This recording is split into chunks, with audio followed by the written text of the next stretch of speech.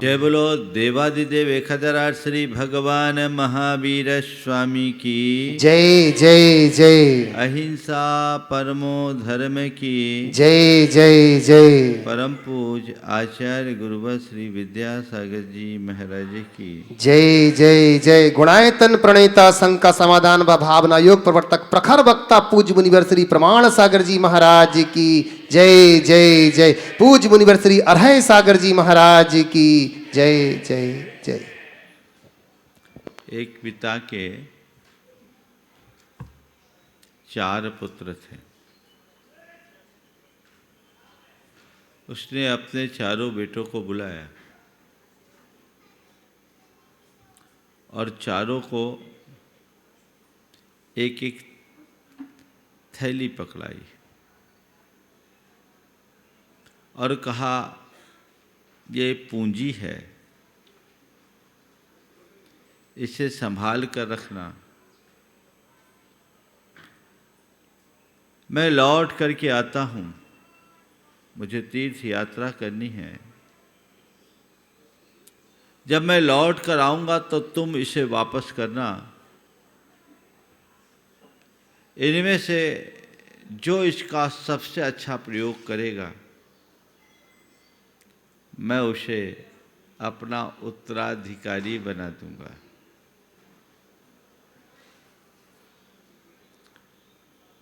चारों बेटों ने थैलियों को संभाला,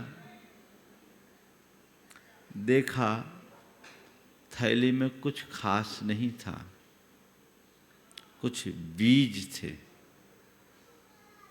और इन्हें साल भर संभालने की जिम्मेदारी थी।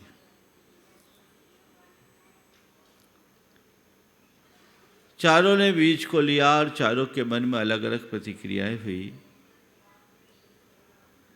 एक ने सोचा, ये बीज साधारण है, चाहे जहां मिल जाते हैं, कौन साल भर संभालेगा, क्यों न जाकर इसे बाजार में बेच दिया जाए। जब पिताजी आएंगे वापस खरीद करके वही बीज लौटा देंगे। दूसरा पितृभक्त था, उस थैली को पैक करके रख लिया, संभाल कर रख लिया कि ये बीज है, कीमती है, मुझे संभाल कर रखना है, जब पिताजी आएंगे तो उन्हें दे देंगे। तीसरा था, उसने बीज को संभाला भी, साथ में कुछ प्रिजर्वेटिव भी डाल दिया ताकि बीज घुन न जाए, जब पिताजी आए तो मेंटेन रहे। लेकिन चौथे ने अपने घर के पिछवाड़े में जो खाली जमीन थी उसे तैयार किया और उस जमीन को जोत कर उसमें वो बीज बो दिया। तय समय पर पिताजी आए, उन्होंने चारों बेटों को बुलाया और चारों से पूछा, हमारे बीज कहाँ हैं? एक जो आया बीज लेने के लिए गया, जो घर में अपने बीज को रखा था, वो जैसे ही बीज को उठाया, वो थैली का वजन ही खत्म हो गया, सारे बीज घुन चुके थे। पिता ने कहा, बेटे क्या हुआ? बोले, ये आपके बीज से सब घुन गए। बेटा, तूने व्यर्थ कर दिया।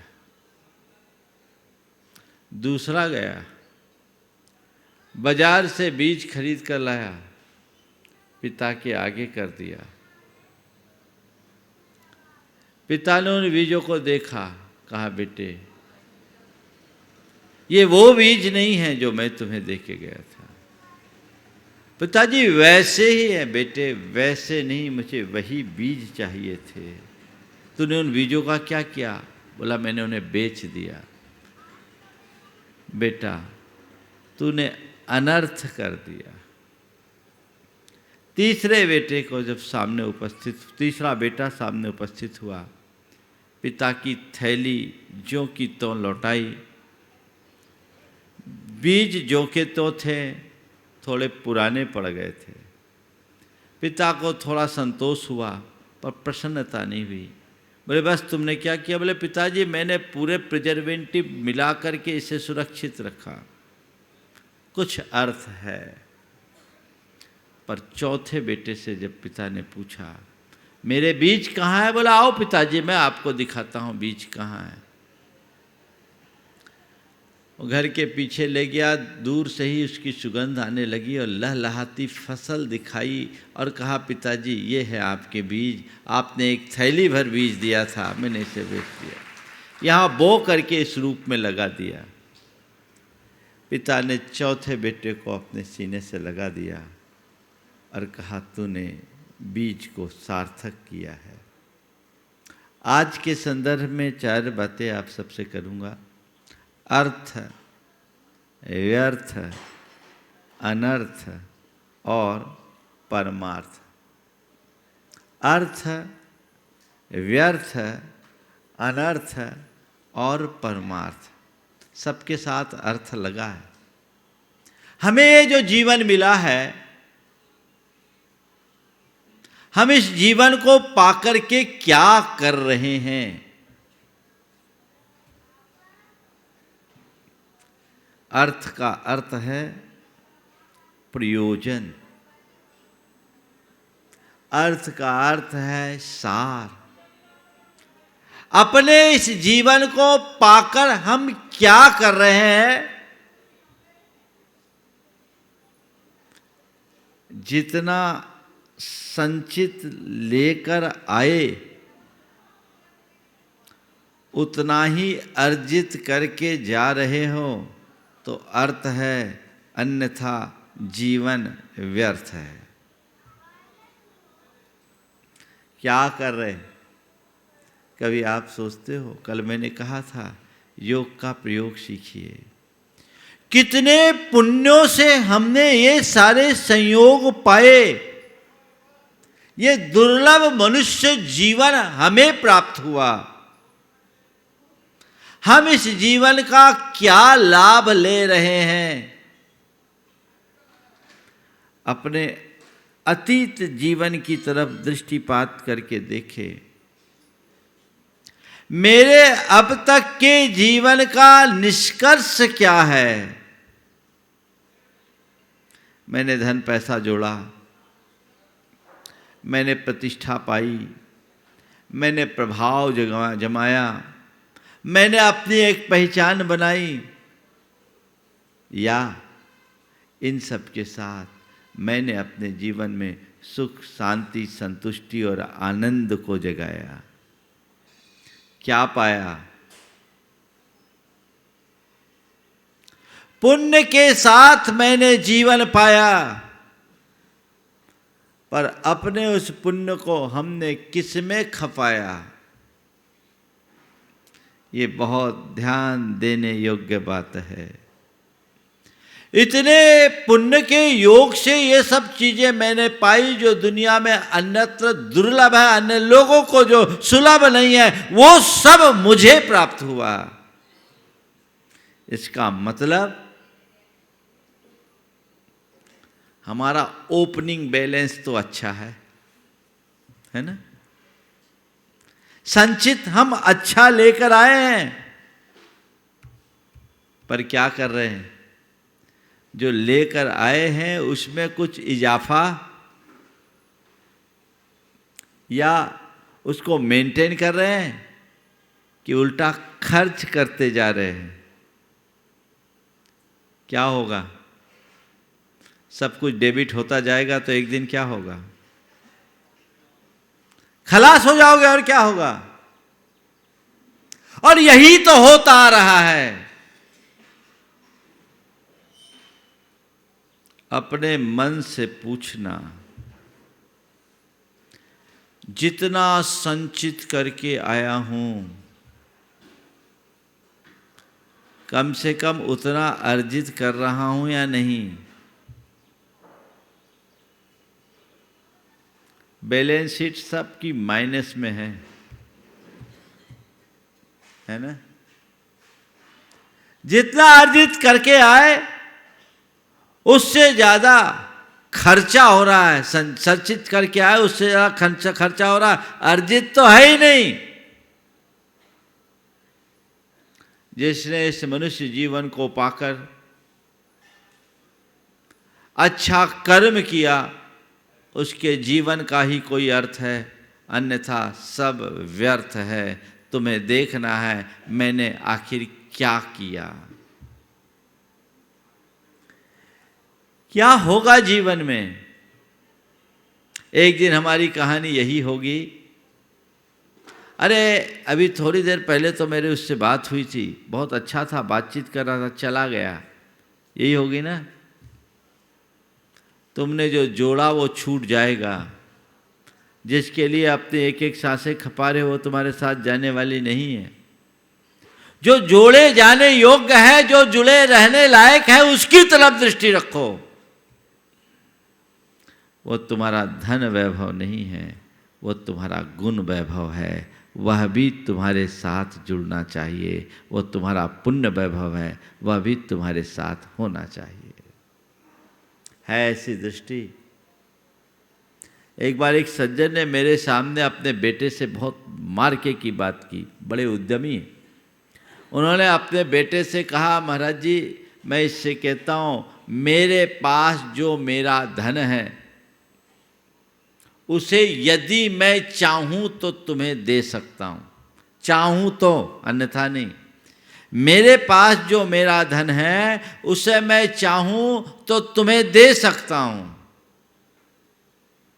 लेकिन मेरा जो पुण्य है ना वो मैं चाह करके भी नहीं दे सकता, उसे तुम्हें खुद अर्जित करना पड़ेगा। कितने पते की बात है। धन विरासत में सौंपा जा सकता है, पुण्य नहीं, पुण्य तो अर्जित करना पड़ता है। धर्म के पुरुषार्थ से ही यह संभव है। वो पुरुषार्थ जीवन में घटित होते रहना चाहिए, तो अर्थ है, अन्यथा व्यर्थ है। जीवन मिला, इतना सुदीर्घ जीवन मिला, किया क्या?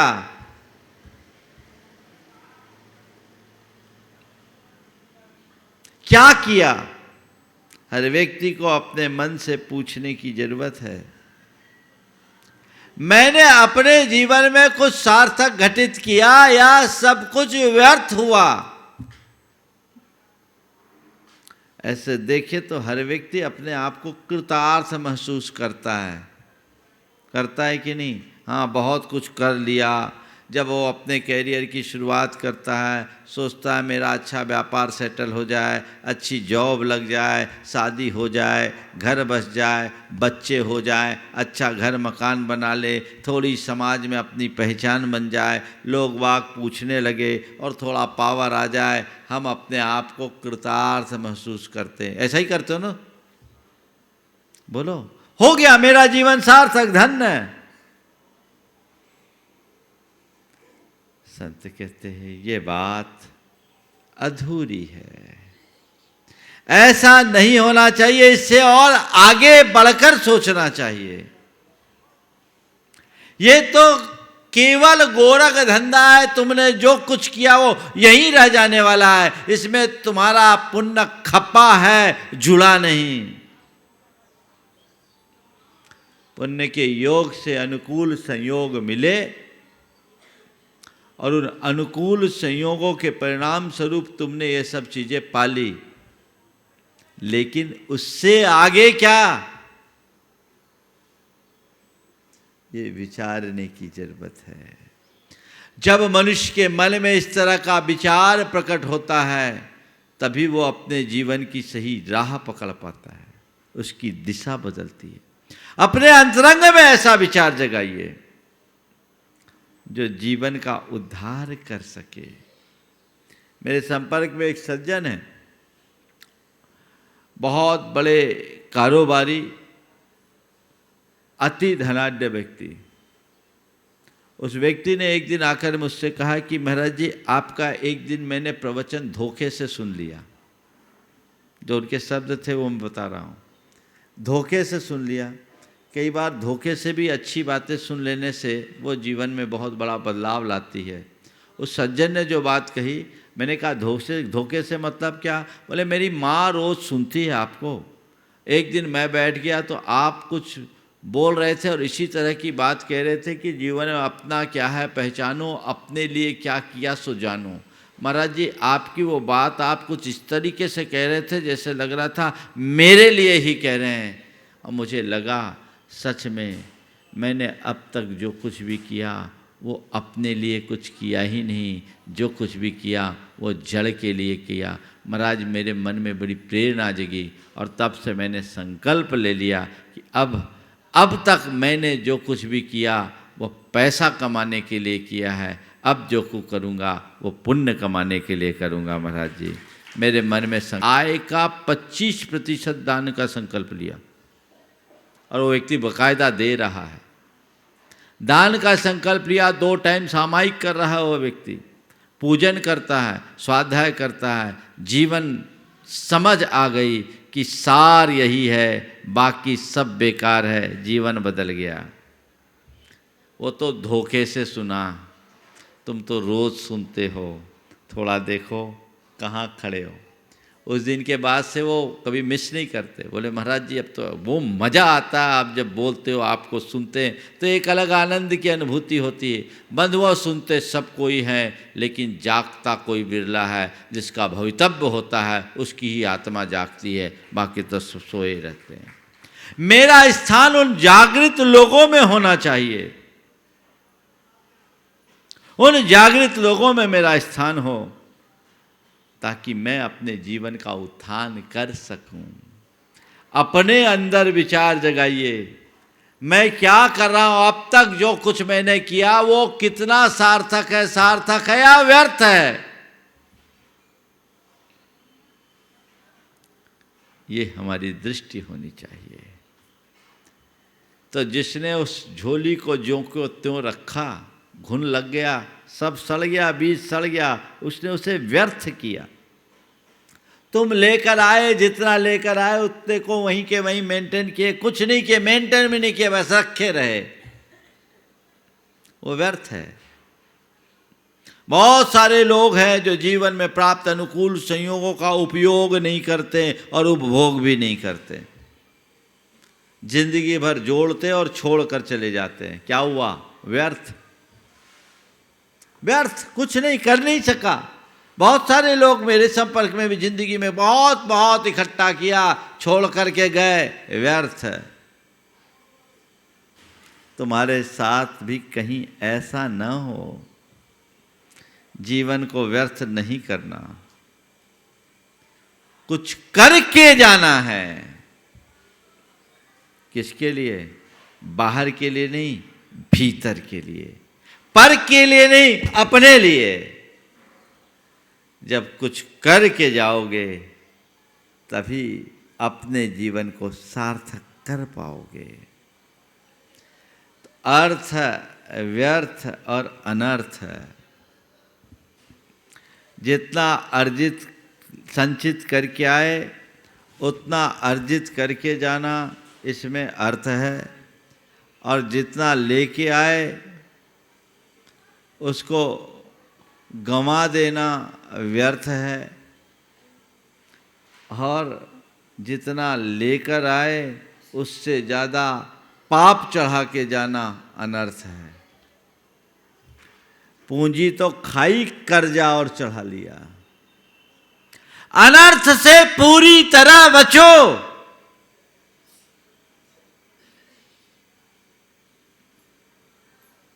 समझ गए? थोड़ा बहुत तुम लोग जो धर्म ध्यान कर रहे हो, ये थोड़ा अर्थ है, ज़्यादा उसमें बहुत उपलब्धि नहीं है, लेकिन ठीक है, मेंटेन है। लेकिन अनर्थ पाप में लग गए तो तुम्हारा बेड़ा गर्क है। हमने शास्त्रों में सुना है 2 चक्रवर्ती नरक भोग रहे अभी। क्यों? ये किसका कुफल? चक्रवर्ती, जिसे कोई साधारण आदमी भी नहीं बन सकता, जो चक्रवर्ती का पद, सलाका पुरुषों में प्रधान, ऐसा चक्रवर्ती भी अनर्थ किया, नरक में सड़ रहा है। तो फिर साधारण व्यक्तियों की क्या विशात है? क्या पाप जीवन का अनर्थ है, उससे बचने का संकल्प लो। तुम धर्म करो, न कर पाओ तो भी कोई बात नहीं, पर अधर्म करोगे तो तुम्हारी कहीं सुरक्षा नहीं। वो अनर्थ है, उस अनर्थ से बचना है, ये संकल्प अपने अंतरंग में जगाइए। मुझे अनर्थ से दूर रहना है। पर आजकल तो सब अनर्थ के ही काम है ना। वो बीज को बेच दिया, अपने लिए कुछ बचा ही नहीं सका। ये अनर्थ ही है जो जीवन में कोई उपलब्धि नहीं दे सकती। ऐसे अनर्थ से बचिए। मैं कोई अनर्थ अपने जीवन में नहीं होने दूंगा। जो मनुष्य धर्मी बन जाता है, उसके जीवन में फिर अनर्थ घटित नहीं हो सकता। धर्म हमें अनर्थ करने से रोकता है। एक सामान्य व्यक्ति कोई भी कानून तोड़ना नहीं चाहता। तोड़ना चाहता है क्या? क्यों? कानून का डर है। जिस मनुष्य के हृदय में नागरिकता है, वो कभी कानून का उल्लंघन नहीं करना चाहता, क्योंकि उसे कानून का डर है। तो जिस व्यक्ति के हृदय में नागरिकता होती है, वो कानून के डर से कानून का उल्लंघन करना नहीं चाहता। जिस व्यक्ति के अंतस में धार्मिकता होती है, वो पाप से डरता है और पाप करना नहीं चाहता। कदाचित कानून का उल्लंघन करने वाले बच भी जाए, क्योंकि कानून में कई ऐसी पेचीदगियां भी होती है। तो कदाचित कानून का उल्लंघन करना बच भी जाए, लेकिन पाप करने वाला कभी बच नहीं सकता। कहते कानून अंधा होता है।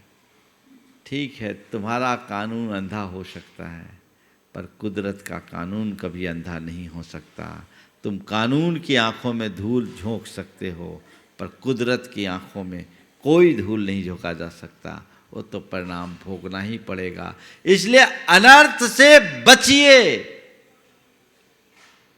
और क्या कीजिए? परमार्थ कीजिए। एक बीज से 1000 बीज पैदा कीजिए। जितना लेकर आया हूं, उससे कई गुना लेकर जाना है। मुट्ठी बांध कर आया हूं, झोली भर कर जाना है। आप लोग क्या करते हैं? मुट्ठी बांधे आया जगत में, हाथ पसारे जासी। हाथ पसारे नहीं जाना है। क्या करना है? झोली भर कर जाना है। जो झोलियां तुम भर रहे हो, वो भरने वाली नहीं है। उस झोली को तुम भरने का प्रयास भी करोगे तो वो झोली भरने वाली भी नहीं, और तुम्हारे साथ जाने वाले भी नहीं। कौन सी झोली? सत्कर्म की झोली, पुण्य की झोली। वो भरो, अपने अंतरंग में भरते चलो। जितना जोड़ सको जोड़ो और अपने जीवन को आगे बढ़ाओ।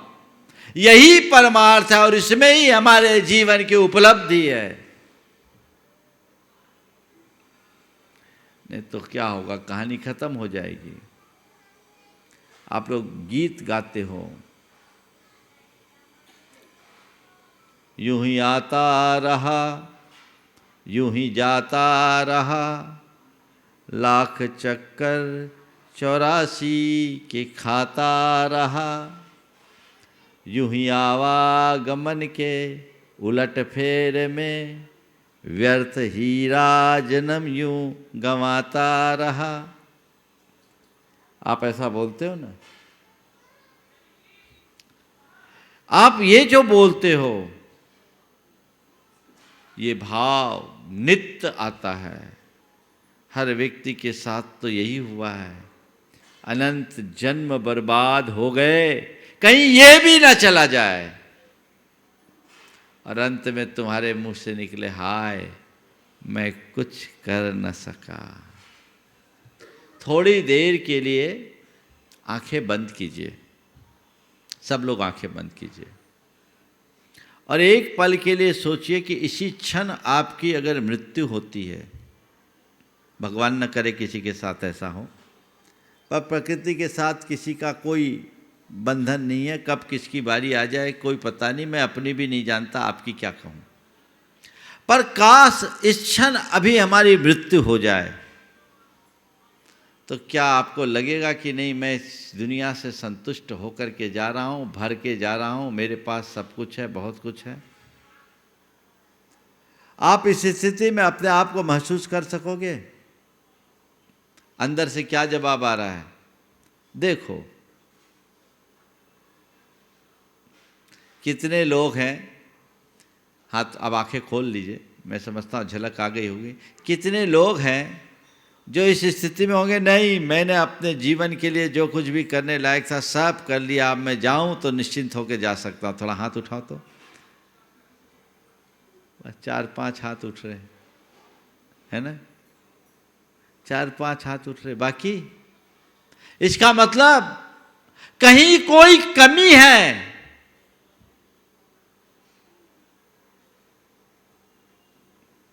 बस ये कमी नहीं रहनी चाहिए, इस कमी से अपने आप को बचाइए, तब हम अपने जीवन को आगे बढ़ा पाएंगे और कुछ अच्छा घटित कर सकेंगे। तो ये आना जाना लगा हुआ है, हमें अर्थ से परमार्थ की ओर बढ़ना है। तुम्हारी दृष्टि यदि परमार्थ की ओर हो जाए ना, तो व्यर्थ को भी अर्थ दे सकोगे, समझ गए? लेकिन जो अर्थ को ही व्यर्थ कर दे, उसके लिए हम क्या कहें? उसका जीवन यूं ही छिन्न भिन्न हो जाएगा। अपने आप को आगे बढ़ाइए। एक पिता के 4 पुत्र थे, दूसरे भी बता देता हूँ, एक तो उदाहरण दिया ही, दूसरे दे देता हूँ। पिता ने के सामने चारों के बीच उत्तराधिकारी के चुनाव का सवाल था। पिता ने चारों को 5-5 हजार रुपये दिए और कहा, लो ये पूंजी है, इससे तुम लोगों को अपना व्यापार करना है, तुम लोगों को अपना व्यापार करना है, जिसकी कमाई होगी उसको मैं अपना उत्तराधिकारी बनाऊंगा। पहले ने सोचा इस महंगाई के ज़माने में 5,000 से क्या होता है, चलो भाग्य चल जाए तो ठीक है। उसने 5,000 सट्टे में लगा दिया, कहते हैं 1 के 80 हो जाएंगे, और दांव पे लगाया, हार गया, मुंह लटका के रह गया। दूसरे ने कहा, पिताजी ने कहा है अब क्या करूं, 5,000 से तो कुछ होता नहीं, इनको तो घर पे रखूं, हम नौकरी करके अपना काम चलाएं। उसने अपने पैसे को तो सुरक्षित रखा, खुद नौकरी में लग गया। तीसरा था, उसने किया, एक छोटी सी परचून की दुकान खोल ली, गोली बिस्किट बेचने लगा। पर चौथा बहुत समझदार था, उसने उन पैसों को एक तरफ रखा और एक बड़े फर्म में कुछ दिन काम किया, काम सीखा, अनुभव पाया, उसके अंदर हुनर था और पिता की गुडविल उसके साथ थी। उस गुडविल के बल पर उसने अपना कारोबार शुरू किया। साल भर में उसका कारोबार शिखर पर पहुंच गया। समय पूरा होने पर पिता आए, चारों बेटों को बुलाया। पहला मुंह लटका करके बैठ खड़ा था। बोले क्या हुआ पिताजी? बोले क्या करूं पिताजी, मुहूर्त खराब था, आपने जो दिया मैं सट्टे में हार गया। पिता ने कहा तूने अनर्थ कर दिया, अनर्थ कर दिया, तू कुछ नहीं कर पाएगा। दूसरे से पूछा कहाँ है? बोले आपके पैसे मैंने जो कि तो रखे हैं, ये रखे हैं। बोले काम क्या किया इतने दिन? बोले मैं बस थोड़ी बहुत काम मजूरी करके अपना जीवन चलाया। पिता को ज़्यादा संतोष नहीं हुआ। बोला तूने ये अवसर व्यर्थ कर दिया, तू चाहता तो बहुत कुछ कर सकता था, लेकिन तूने इसे एक नौकरी तक सीमित कर दिया। तीसरे से पूछा, बोला क्या हाल है? बोले पूंजी बराबर है, आपने जितनी दी बराबर है। बोले किया क्या? बोले क्या कर सकता था 5,000 में? एक छोटी सी परचून की दुकान खोली और उससे अपना काम चलाया। बोला किया क्या, कमाया क्या? बोले कुछ नहीं, इतने दिन का खाना खुराक। पर चौथे से पूछा, बोले कहाँ है? बोले चलिए आपको दिखाता हूँ। उसने एक बड़ी सारी दुकान दिखाई जिसमें लाखों का माल भरा था, अनेक ग्राहक थे और कई कर्मचारी लगे थे। पिता ने पूछा ये क्या है? बोले बस आपकी ही दुकान है।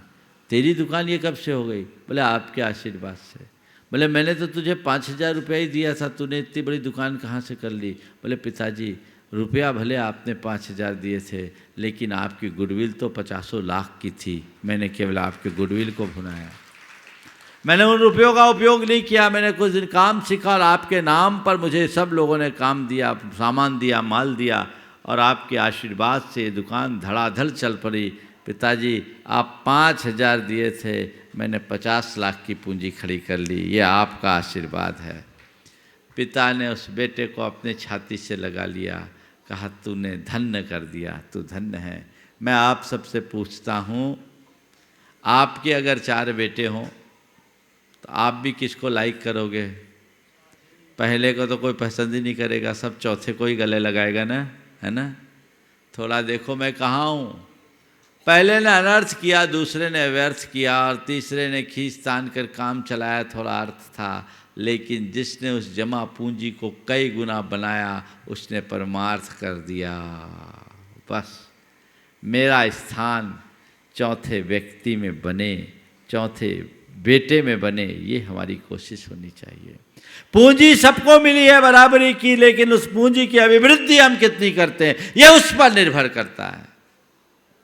मैं उस जगह जाऊं, वैसा हम सोचने की कोशिश करते हैं तो वो हमारे जीवन के लिए एक अलग दिशा देते हैं, एक अलग ऊंचाई पर पहुंचाते हैं। हमें वैसा सोचने का निरंतर उपक्रम करना चाहिए कि मुझे अर्थ से परमार्थ की ओर बढ़ना है, अपने जीवन को व्यर्थ नहीं होने देना है, जीवन में कभी कोई अनर्थ नहीं होने देना है।